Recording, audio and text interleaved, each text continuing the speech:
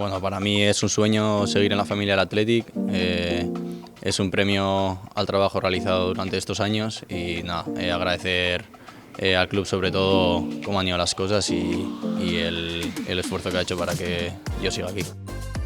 Sí, la verdad que es un sueño que se está haciendo realidad. Desde el primer día que llegué al Athletic quería estar jugando en San Mamés y por suerte ahora se están dando así y bueno, contento por cómo están yendo las cosas al equipo y ojalá sigan las cosas así para conseguir bonitos retos por delante.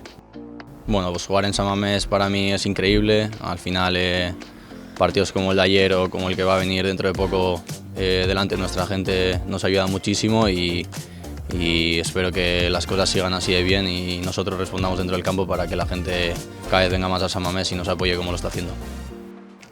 Niretzat, ametsa da hainbeste urtez Athleticek familiako kide izatea.